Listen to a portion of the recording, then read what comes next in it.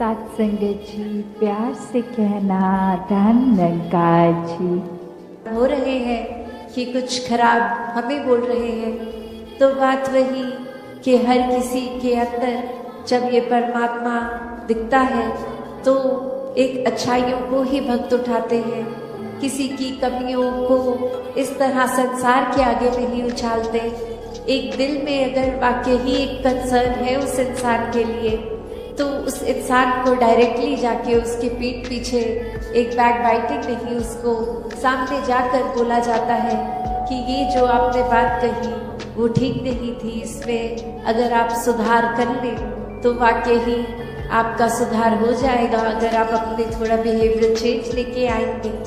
और फिर संत यही समझाते हैं कि बिहेवियरल चेंजेस तो टेम्पररी फिर भी हो सकते हैं, कुछ देर की लर्निंग के लिए हो सकते हैं, फिर कभी और ये बिहेवियर वापस हो सकता है एग्रेसिव एंग्री। तो फिर कैसे हर समय के लिए एक मन को शांत रखना है, शीतल रखना है, मन में सहजता रखनी है, मन में सुकून का भाव रखना है, और एक तन मन धन हर रूप से, ये सामाजिक रूप से एक संदेश जो हमारे अंदर ये मिशन की आइडियोलॉजी वही एक हर एक तक पहुंचाई जाए। दातार हर एक पे कृपा करे कि हर कोई अपने जीवन में इस तरह सेवा करे, इतनी अनकंडीशनल सेवा हो कि रूप चाहे कोई भी मिल जाए, आज सेवा कैसी लगी है, कल कैसी, बस वो भाव पूर्णता से समर्पित भाव हो, वो फिर जीवन इस तरह भक्ति में हो कि फिर संगत के लिए एक दिल दिमाग सभी का हर एक के लिए कि किसी को कोई नुकसान ना पहुँचे, हर किसी के लिए एक बरकतें हों, एक दिल हर किसी के लिए पिघलता हो, एक ऐसा सेवक का भी जीवन जो आज चाचा प्रताप सिंह जी का भी जिक्र, तो ऐसा ही सेवा का भाव उनके मन में भी और पूरे परिवार ने भी अभी जो अरदास करी कि ऐसे मिशन में भी एक समर्पित रूप की सेवा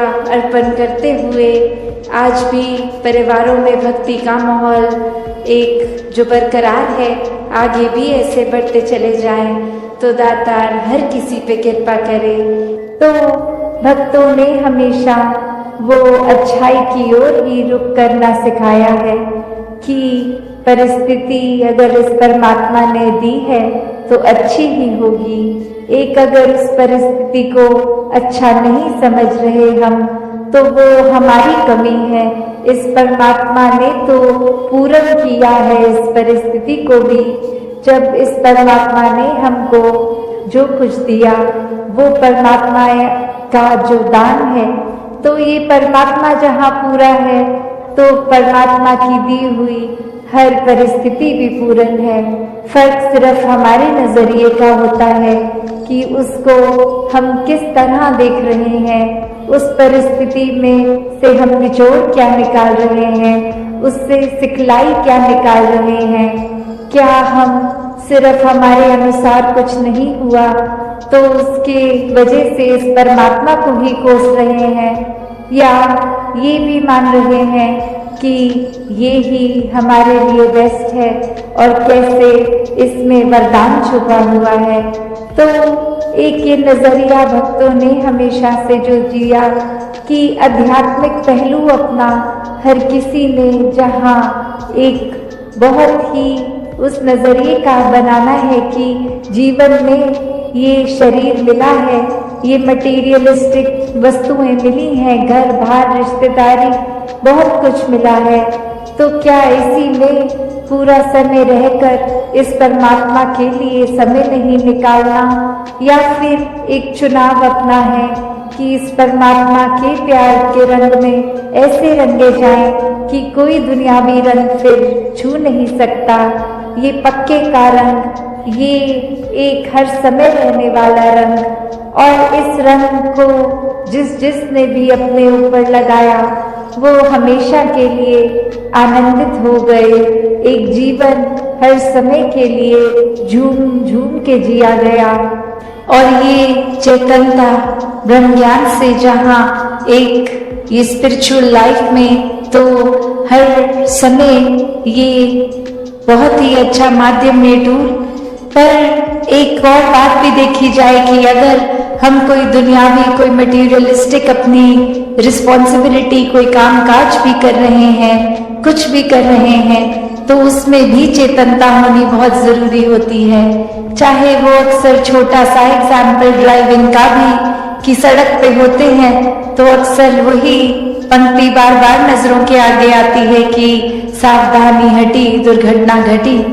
तो ये हर समय चेतनता की बात है कि कहाँ पे हैं हम इस समय, वो एक एक पल का हमें होश वो खबर उस पल में ही रहें, वरना तो सोच एक सेकंड लगता है इधर उधर भागने में, ध्यान भटकने में। तो कैसे जहाँ उपस्थित है शरीर वहाँ मन को भी उपस्थित रखना है और ये चेतनता हर समय की जीवन में हो। तो फिर बात वही आती है जहाँ से हर बात की ही शुरुआत है, ये परमात्मा, ये निराकार, ये जो बेरंगा है, इसके एहसास में हर समय रहना एक पॉसिबल है।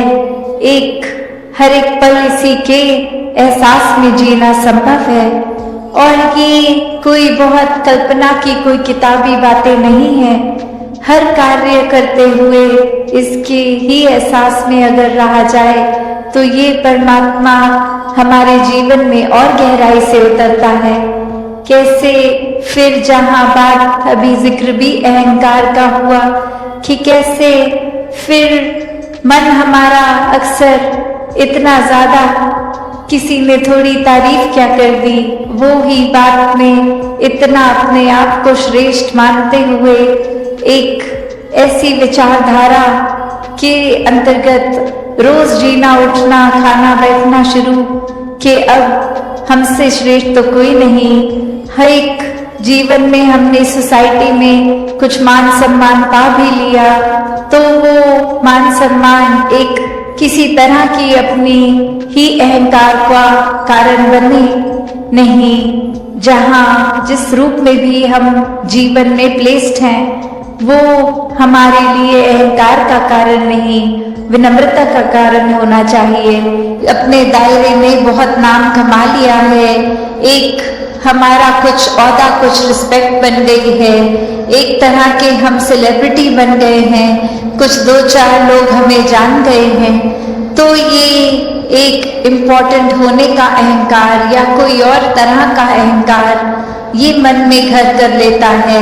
तो ये सारी चीजें सिर्फ इस्तेमाल के लिए और साथ में एक प्रभाव समाज पे भी इस तरह रहे भक्तों का शुरू से ही कि अपना भी कल्याण है और उनका भी कल्याण है। कोई भी काम भक्त किसी भी समय एक सेल्फिश होके सिर्फ अपने लिए नहीं करते। भक्तों को तो यही मन में होता है कि हर एक के दिल में ठंडक पहुंचे, हर एक के दिल पे एक आराम हो, हर किसी के लिए एक भाव शुद्ध, हर एक कोई परमात्मा का ही रूप तो बहुत ही पूजनीय। किसी को भी भक्तों ने कभी चोट नहीं पहुंचाई, किया हो ना किया हो, उस टाइम हम अपने दिमाग को, इस चेतनता को, ये रैशनल को भी नहीं एक सामने रखते, बस हमने सोच लिया तो हकीकत ही बन गई वो हमारी। तो अक्सर संसार में इंसान अपने बहुत सारे ऐसे सत्य बना लेता है, तो कैसे वो सच्चाई हमने सोच ली, वो कल्पना कर ली, तो वो एक हमारा ही नजरिया, वो माय वे और द हाईवे वाली बात कि जो मेरे सोच है वही सही है, औरों की राय मैटर नहीं करती, औरों का तरीका मैटर नहीं करता। तो ऐसी सोच अगर है तो हमारी ग्रोथ कहाँ है उसमें। एक जीवन को फिर हमने इतना ही अपने आप अपनी ईगो से भर लिया, अपनी सोच से, अपने माइंडसेट को ही एक सही मानकर, तो कैसे इस जीवन में जब जिएंगे तो वो माया रूप यहाँ पे हावी होगा। क्योंकि when we are so full of ourselves तो हम लर्निंग कहाँ से करेंगे जबकि इस निराकार, इस दातार ने तो हर जगह इस कण कण से शिक्षा लेने का एक रूप दिया है। इस परमात्मा से जुड़कर जीवन में खुद भी एक अपने रोशनी ही करा जा सकता है, फिर वो मन का ठहराव अपने आप आ जाता है। तो भाव वही कि संत जो होते हैं उनको फिर एक दुनियावी माहौल कैसा भी हो, एक आरामदायक हो ना हो, फिर भी एक संत तो उस दुनियावी माहौल में रहते हुए भी उस दुनियावी माहौल से ऊपर ही रहते हैं। एक आनंद की अवस्था में हर स्थिति में खुद को एडजस्ट करते हुए कि एक जहाँ स्थिति जो है उसको अगर वो सही भी करनी है तो उसमें प्रयत्न करना है, एक अपने दुनियावी रूप में अचीवमेंट सपने बनाकर उस तरफ चलना है। पर अगर परमात्मा को मंजूर नहीं और वो एक कार्य उस तरह से ना हो जैसा सोचा रखा है तो भी एक परमात्मा को कोसते नहीं है भक्त, एक परमात्मा को शुक्राने भाव से यही मन के भाव रखते हैं कि इसी में ही भलाई होगी, इसलिए ये कार्य हम जैसे चाहते थे वैसे नहीं हो पाया। तो कैसे अपने जीवन को भक्तों ने हर समय इस परमात्मा के ही आसपास केंद्रित रखा कि एक दुनिया में हर दिन कैसा भी समय आ सकता है, पर ये परमात्मा ही है जिसके आश्रय एक अच्छा और बुरा समय दोनों ही आराम से कट जाते हैं। जहाँ फिर ये मन में सोच नहीं आती कि एक जीते जी बेचैन है और जीने के बाद जब ये मौत हो जाएगी तो इस आत्मा का क्या होगा, क्योंकि जिन्होंने जीते जी इस परमात्मा को जान लिया, देख लिया, इसके साथ जीवन का हर पल अपना जिया, तो उनको पता है वो चैन से जी रहे हैं और जो चैन से ही जीता है वही चैन से मरता है। और कैसे ये आत्मा को जीते जी जहाँ चैन मिल गया, अपनी असली घर का पता चल गया, एक क्या है ये आत्मा वाक्य में, सिर्फ शरीर नहीं है, एक आत्मा तो इस परमात्मा का अंश है। तो बात वही कि कैसे हर एक में, जहाँ हर किसी में इस परमात्मा को देखना है, हर एक के अंदर वो कैपेसिटी है, वो पोटेंशियल है कि कैसे इस परमात्मा के सारे गुण हम चाहे एक मनुष्य के शरीर में है पर परमात्मा जैसे देवीय गुणों से हम युक्त हो सकते हैं, ह्यूमन वैल्यूज से युक्त हो सकते हैं। ये मन में कंपैशन, काइंडनेस, दया, क्षमाशील होना, एक मन में प्यार का भाव, प्रेम का भाव, ये लव, ये सरेंडर, ये ब्रॉड माइंडेड होना, हर एक को एक्सेप्ट करना, हर किसी के लिए वही भाव हो कि ये इंसान से बहुत कुछ हमें सीखने को मिल सकता कि किस तरह हर कोई ये सत्कार का पात्र है, क्योंकि इतनी बड़ी रात ये निरंकार परमात्मा जिसके भी हिस्से में है और बाकी भी जो अभी अपरिचित हैं उस ब्रह्म ज्ञान से, तो हर एक में जब वो देखेंगे तो मन सिर्फ वो प्यार करेगा, सत्कार करेगा। और फिर हम हर एक को वो बेनिफिट ऑफ डाउट की जो बात आती है कि अगर किसी ने कुछ हमें गलत भी कर दिया, कोई किसी का कर्म हमें दुख पहुंचाता है, तो अपने उस व्यक्ति से गुस्सा ना करके सिर्फ एक ही भाव मन में अपने आप आएगा कि उस व्यक्ति की शायद कोई मजबूरी रही होगी, आज उसका हो सकता है दिन अच्छा ना रहा हो, कोई किसी ने कुछ उसको बुरा बोल दिया हो तो इसलिए उसका मन कड़वा हुआ है, इसलिए उसके बोल कड़वे निकले हैं। तो जब तक ये बात नहीं हम दे पाएंगे अगले को बेनिफिट ऑफ डाउट, तब तक हम वो सत्कार, ये प्यार कुछ भी नहीं उस तरह दे सकेंगे, क्योंकि हम अपने आप को तो बहुत जल्दी उस तरह माफ़ कर देते हैं कि चलो ये चीज़ हमसे गलत हो गई, कोई बात नहीं, हम अपने आप को माफ़ कर रहे हैं। पर वही अगर सामने वाला व्यक्ति कुछ अगर गलत करता है तो एकदम से हम उसका एक वो जजमेंट पास करते हैं, हम ये सोच विचार कर लेते हैं कि ये इंसान को तो आज के बाद मुड़कर देखना भी नहीं है।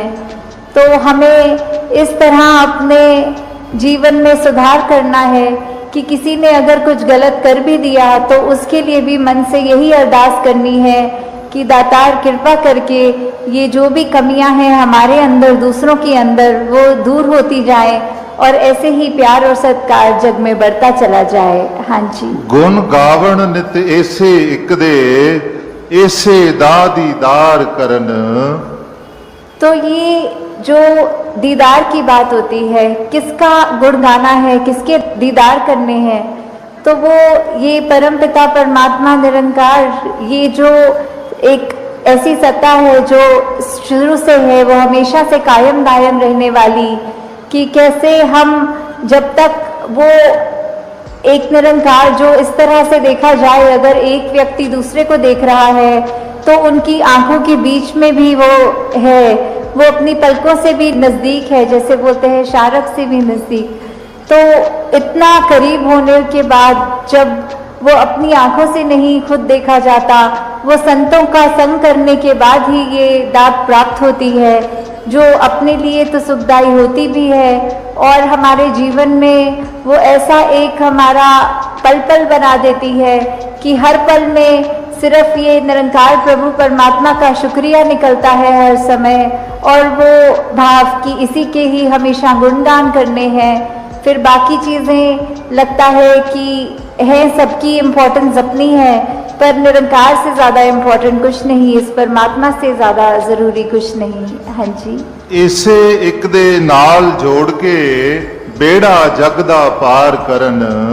तो ये बेड़ा जग का, इससे क्या मतलब हो रहा है? इससे सिर्फ यही बात कि हम जब जीवन काल की यात्रा अपनी जी रहे हैं तो उसमें हमें क्या एक ऐसा जो बोलते हैं कि एक परमानेंट चीज़ क्या है, कि जो सबसे मजबूत चीज़ जिसने वो स्थिर है, उसने कभी हमारे उतार चढ़ाव के साथ उतरना चढ़ना नहीं है।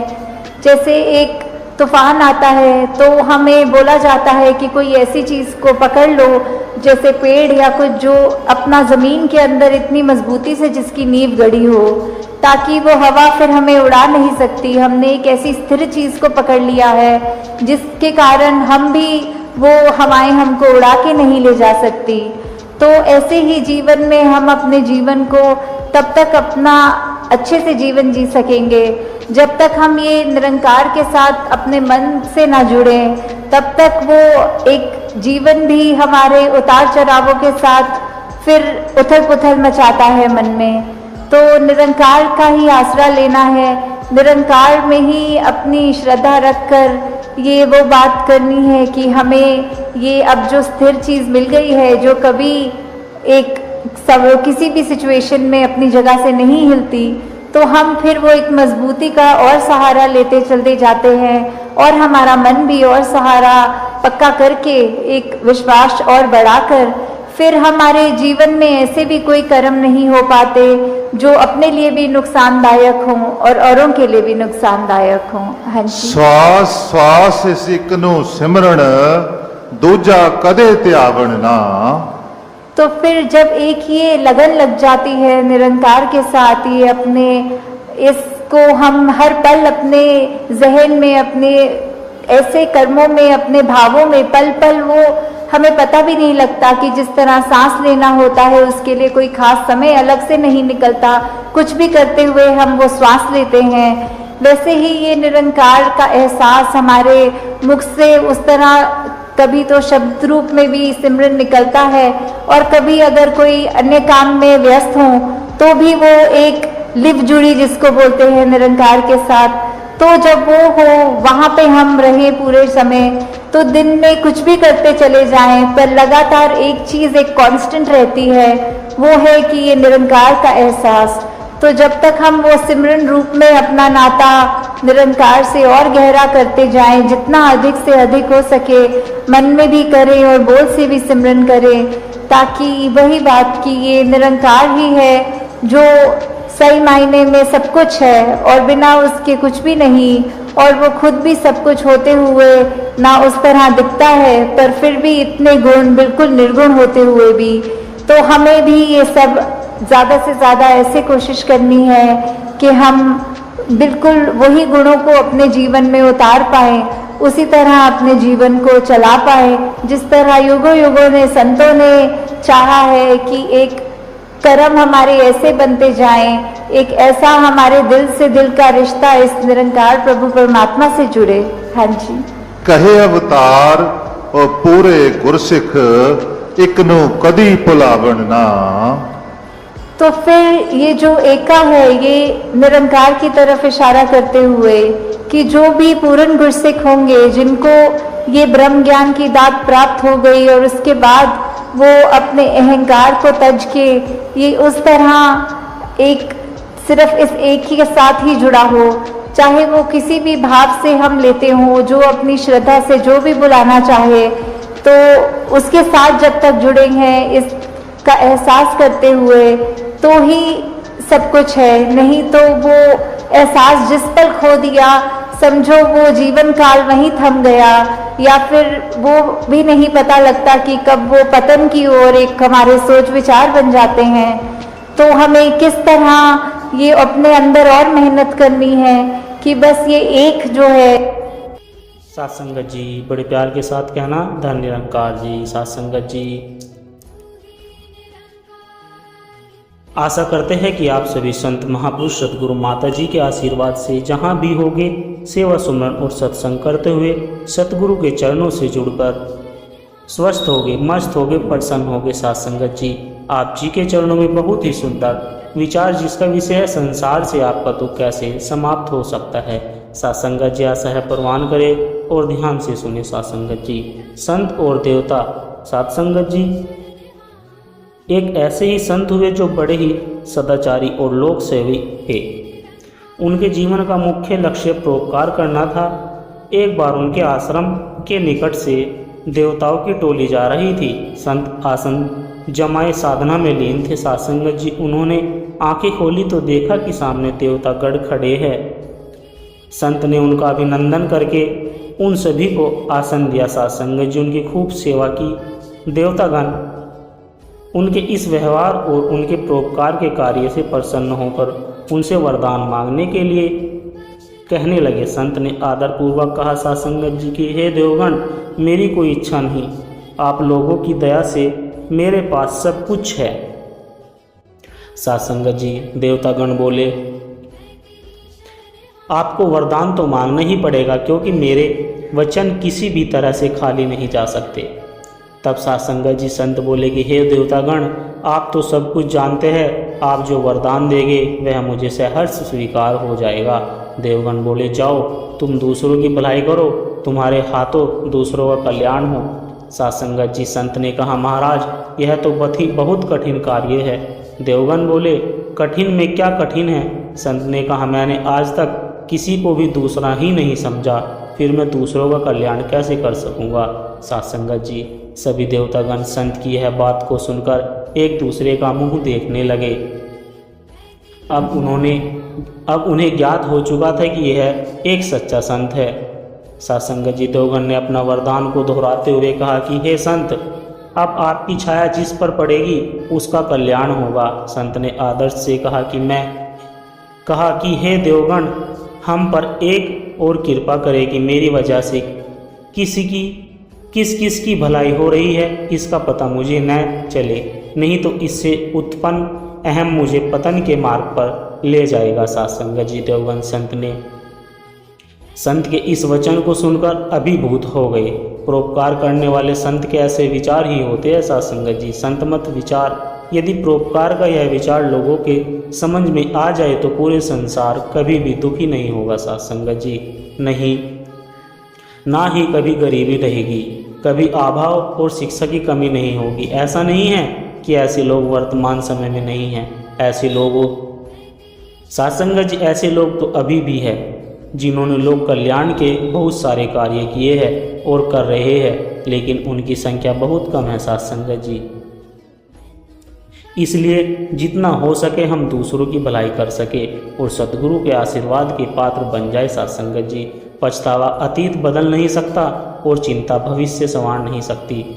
प्रभु में आस्था रखते हुए वर्तमान का आनंद लेना ही जीवन का सच्चा सुख है। सत्संगत जी मेरी यादों में तुम हो या मुझ में ही तुम हो, मेरी यादों में तुम हो या मुझ में ही तुम हो, मेरे ख्यालों में तुम हो या मेरे ख्याल ही तुम हो। दिल मेरा धड़क के पूछे बार बार एक ही बात, मेरी जान में तुम हो या मेरी जान तुम हो। साथ संगत जी, गुरु नानक जी महाराज एक बार भाई मर्दाना के साथ एक जंगल से होकर गुजर रहे थे। साथ संगत जी, उन्हें वहां लुटेरों ने घेर लिया। वे बोले, अपना सभी कीमती सामान हमें दे दो, नहीं तो आपको कत्ल कर देंगे। साथ संगत जी, फकीरों के पास फकीरी के सिवा क्या ही होता है। गुरु नानक जी बोले, भाई जो धन हमारे पास है उसे आप लूट नहीं सकते हो। लुटेरे बोले, अगर लूट नहीं सकते तो हम आपका कत्ल करके आपकी लाशों से वो धन पा लेंगे। इतना कहकर वे गुरु नानक साहब का कत्ल करने के लिए तैयार हो गए। साथ संगत जी, तब गुरु नानक देव साहब जी बोले, ठीक है भाई, हमें कत्ल कर दो, लेकिन हमारी इच्छा, हमें कत्ल करने के बाद हमारा शरीर अग्निपेट कर देना। इतने बियाबान जंगल में आग कहाँ से लाए लुटेरों ने यह सवाल गुरु नानक देव साहब जी से किया। गुरु नानक देव साहब ने कुछ दूर जलती हुई एक चिता की तरफ इशारा किया। साथ संगत जी, लुटेरों का सरदार अपने कुछ साथियों के साथ उधर गया तो देखा कि चिता के निकट देवदूतों और यमदूतों के बीच बहस चल रही थी। यमदूतों ने कहा कि इस चिता की आत्मा नरक गर्मी है, इसने इस धरा पर असंख्य पाप किए हैं, हमें इसे नरक लेकर आने का हुक्म हुआ है। साथ संगत जी, देवदूत बोले, यह ठीक है कि यह आत्मा नरक गर्मी थी, लेकिन इसकी चिता की तरफ गुरु नानक देव साहब ने इशारा किया है, इसके पाप उन्होंने माफ़ कर दिए हैं, अब यह अपने धाम को जाएगा। लुटेरों के सरदार ने जब यह सुना तो मन में सोचा कि जिस फकीर की एक उंगली के इशारे से दरगाह के गुनाहों से भरे कागज फाड़ दिए जाते हैं, साथ संगत जी, हम ऐसे गुरु का कत्ल करने की सोच रहे हैं। इतना सोचकर वह अपने सभी साथियों के साथ धन्य गुरु नानक साहब जी के चरणों में नतमस्तक हो गया। साथ संगत जी, उनके कर्जदार और वफादार रहिए जो आपके लिए अपना वक्त देते हैं, क्योंकि अंजाम की खबर तो कर्ण को भी थी पर बात निभाने की थी। तो आशा करते हैं साथ संगत जी कि आप सभी संतों को आज की यह टॉपिक जरूर पसंद आई होगी। साथ संगत जी, आज का मानव भगवान के लिए लड़ रहा है कि मेरा भगवान अच्छा है, तुम्हारा भगवान तो नया है। साथ संगत जी, हमारा तो बहुत पुराना है। लड़ाई का कारण स्पष्ट है साथ संगत जी की सब लोग ये मानने के चक्कर में पड़े हुए हैं कि किसी को इसका एहसास ही नहीं कि भगवान के बनाए हुए हम सब है। साथ संगत जी, और जिसके लिए हम लड़ रहे हैं उन्हें भी उसी भगवान ने बनाया है। साथ संगत जी, कबीर जी कहते हैं, एक ही देश में उतरे, एक ही घाट हवा लगी, संसार की हो गए 12 बार। इस संसार के अंदर लोग यह नहीं जानते, यह नहीं सोचते कि कबीर एक है, कबीर कुआ एक है, पानी भरे अनेक, भांडे का ही भेद है, पानी सब में एक। हम पंच बच्चे हैं, तेरी शकल अलग है, तेरी शकल अलग है, पर बाप तो हमारा एक ही है। साथ संगत जी, जब बाप में ही संदेह हो गया हो तो क्या रह गया। चलती चक्की देख दिया कबीरा रोए, 2 बटन के बीच में साबुत बचाना कोई। साथ संगत जी, यह संसार चक्की है, धर्म की चक्की चल रही है और तुम पीछे जाओगे। हम नहीं चाहते कि तुम पीछो। इस बात को समझो कि तुम और कोई नहीं, इसके बनाए हुए हो, तुम भी इसके बनाए हुए। साथ संगत जी, और हम भी इसी के बनाए हुए। साथ संगत जी, कबीरदास जी ने इसलिए तो कहा है कि कस्तूरी कुंडली बानवाही, यानी कि हमारी हालत उसी हिरण की तरह जो अपनी नाभि में कस्तूरी होने के बाद भी बेखबर। हमें इस बात को समझना चाहिए और भगवान को अपने ही भीतर खोजना चाहिए। परम पिता परमात्मा निरंकार श्रेष्ठ है। साथ संगत जी, यह अंतर्यामी है। साथ संगत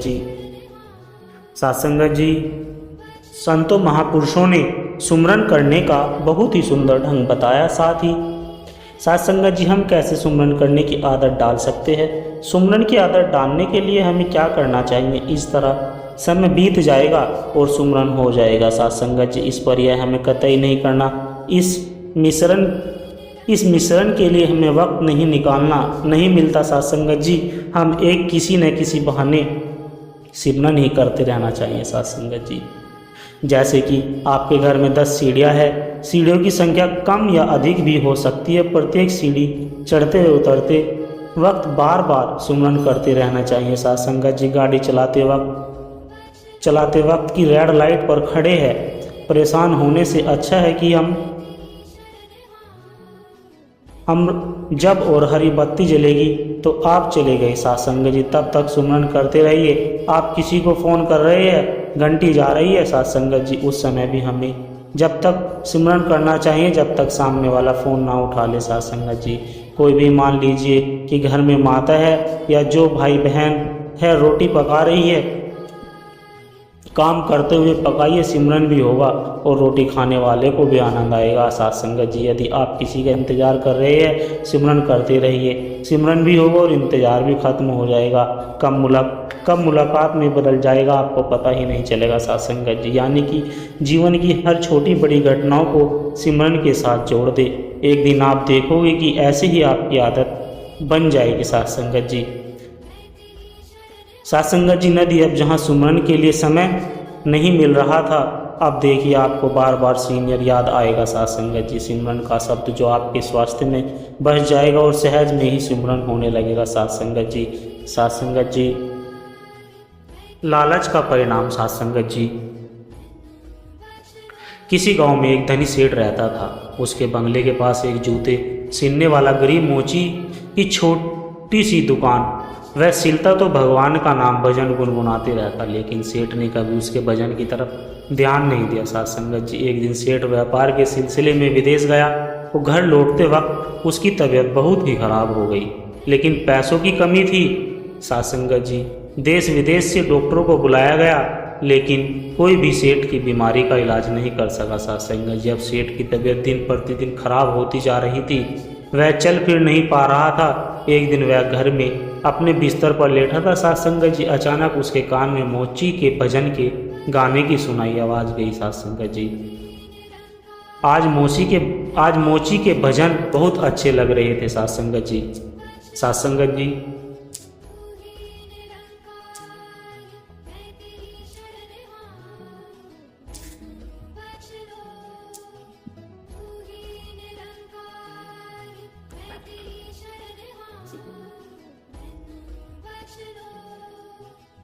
कुछ ही देर में सेठ इतना मंत्रमुग्ध हो गया कि उसे ऐसा लगा जैसे वे साक्षात परमात्मा से मिलन कर रहा हो। मोची के भजन सेठ को उसकी बीमारी से दूर लेते जा रहे थे साथ संगत जी।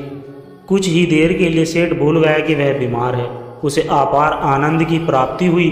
कुछ दिन तक यही सिलसिला चलता रहा साथ संगत जी। अब धीरे धीरे सेठ के स्वास्थ्य में सुधार आने लगा। एक दिन उसने मोची को बुलाया और कहा, मेरी बीमारी का इलाज बड़े बड़े डॉक्टर नहीं कर पाए, लेकिन तुम्हारे भजन ने मेरा स्वास्थ्य सुधार दिया, ये लो 1000 इनाम। मोची खुश होते हुए पैसे लेकर चला गया साथ संगत जी। लेकिन उसी रात मोची को बिल्कुल नींद नहीं आई। वह सारी रात यही सोचता रहा कि इतने सारे पैसे को वह कहाँ छुपाएगा और इनसे क्या खरीद ले साथ संगत जी। इसी सोच की वजह से वह इतना परेशान हुआ कि अगले दिन काम पर भी नहीं जा पाया। अब वह भजन गाना तो जैसे भूल ही गया था साथ संगत जी। मन में खुशी थी पैसे कि अब तो उसने काम पर जाना भी बंद कर दिया और धीरे धीरे उसकी दुकानदारी भी चौपट होने लगी साथ संगत। इधर सेठ की बीमारी फिर से बढ़ती जा रही थी। एक दिन मोची सेठ के बंगले में आया और बोला, सेठ जी, आपने यह पैसे वापस रख लीजिए। इस धन की वजह से मेरा धंधा चौपट हो गया। मैं भजन गाना ही भूल गया। इस धन ने तो मेरे परमात्मा से नाता ही तोड़वा दिया साथ संगत जी। मोची पैसे वापस करके फिर से अपने काम में लग गया। भजन की किस तरह हम पैसों का लालच हमको अपनों से दूर ले जाता है। हम भूल जाते हैं कि कोई ऐसी शक्ति है जिसने हमें बनाया है। आज के माहौल में साथ संगत जी यह सब बहुत देखने को मिलता है। लोग 24 घंटे सिर्फ जॉब की बात करते हैं, बिजनेस की बात करते हैं, पैसों की बात करते हैं, लेकिन साथ संगत जी धन जीवन यापन के लिए बहुत ज़रूरी है, लेकिन उसके लिए अपने अस्तित्व को भूल जाना मूर्खता ही है। साथ संगत जी, आप खूब पैसा कमाएं, लेकिन साथ ही साथ अपने माता पिता की सेवा करिए, दूसरों के हित की बातें सोचिए और भगवान का हमेशा स्मरण करते रहिए। साथ संगत जी बड़े प्यार से कहना धन निरंकार जी। साथ संगत जी दास के द्वारा कहे गए विचार यदि आप जी को अच्छे लगे हो तो वीडियो को लाइक करें, शेयर करें, वो कमेंट बॉक्स में धन निरंकार जी लिखकर साथ संगत जी अपने विचार साझा जरूर करें और दास के चैनल को भी सब्सक्राइब कर दे और साथ संगत जी दास को आशीर्वाद दे कि हर रोज आप जी के चरणों में ऐसे ही सुंदर सुंदर विचार लेकर आता रहूं। साथ संगत जी प्यार से कहना धन निरंकार जी।